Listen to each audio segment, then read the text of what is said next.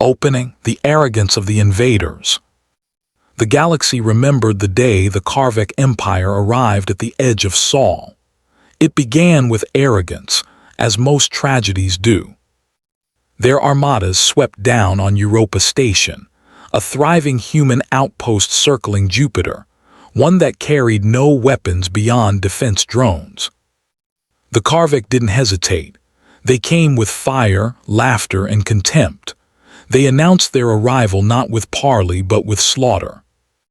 Europa's domes burst like fragile glass under bombardment. Thousands of families burned in silence as the void swallowed them. On the open channels, alien commanders jeered. Humans, loud mouths, weak hands, no claws, no fangs. You built stations as children build sandcastles, and like sandcastles we destroy them. To the Karvik, it was sport. They recorded their attack to broadcast across their dominion.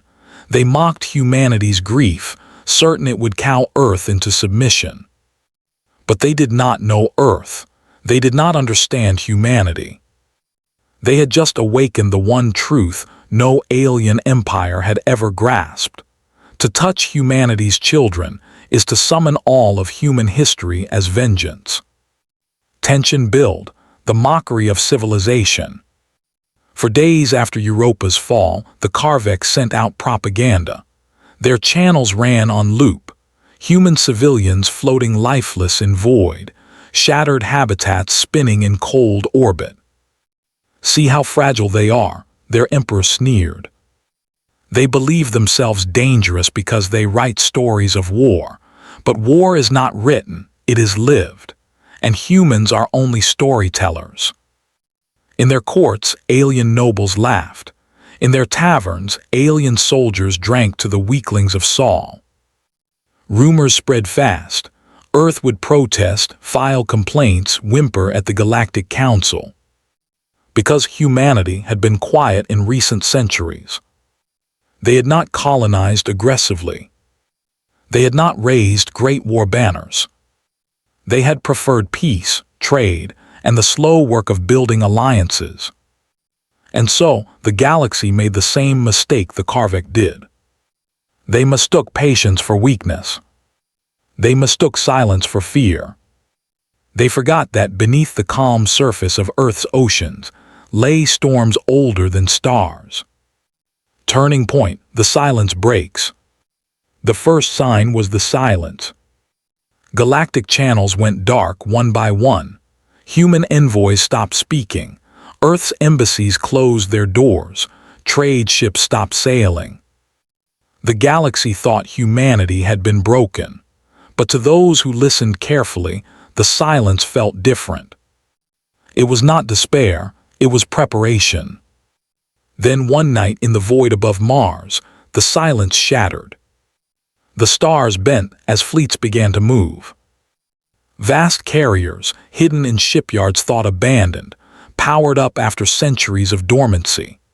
Dreadnoughts older than some alien civilizations emerged from dark stations, their hulls engraved with names like Thermopylae, Stalingrad, Normandy, Midway. Names from human history, battles where the impossible had been endured, where blood had been turned to iron.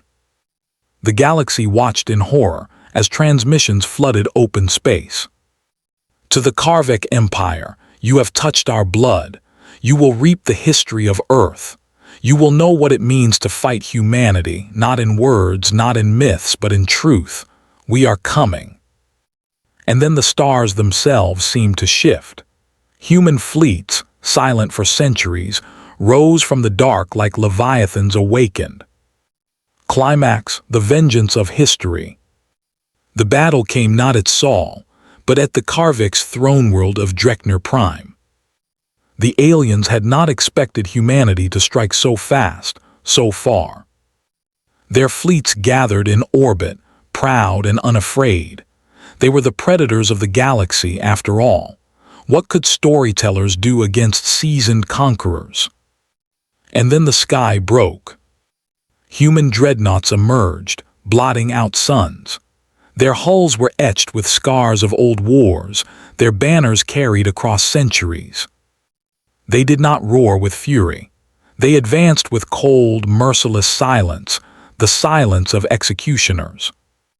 The Karvik fired first, confident in numbers. Thousands of plasma lances cut through void.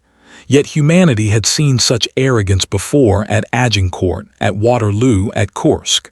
Shields flared, armor burned, but fleets pressed on. Then humanity answered. Rail cannons cracked with thunder. Planetary shields screamed and split. Kinetic rods dropped from orbit, burned the skis of Dreckner like falling gods. Human dropships descended, storms wrapped in steel. Soldiers emerged, not monsters, not beasts, but men and women carrying centuries of war in their blood. Each squad carried names painted boldly: Hiroshima, Verdun, Baghdad, Gettysburg, Hastings. They fought not just as soldiers, but as history incarnate. Every tactic, every cruelty, every brilliance of Earth's past surged through them. Guerrilla warfare in the streets, trench lines carved into alien soil, orbital bombardment timed with surgical precision. The Karvik called them demons. They whispered of shadows that fought in silence, of human commanders who never smiled, who never spoke, who simply destroyed. Within days, Dreckner Prime was ashes. The Emperor's palace lay in ruins. His throne sat empty, scorched black. And across the galaxy, every species watching whispered the same realization. This was not victory. This was a lesson. Resolution, the whispered fear. The war ended not with negotiations, but with silence. Human fleets withdrew, leaving Dreckner Prime broken. They did not claim territory. They did not raise flags. They left only ruins and memory. In the quiet that followed, alien historians struggled to describe what they had seen. They reached for words but found only one: history. Because the Karvik had not been crushed by superior technology or numbers. They had been crushed by the weight of every war humanity had ever fought. It was as if Earth had carried the ghosts of millions: Spartans at Thermopylae, legionnaires at Cana, soldiers in the trenches of Flanders, pilots in the skis of Britain, and unleashed them all at once. In council chambers, alien diplomats whispered, "Humans are not warriors, they are war itself given flesh."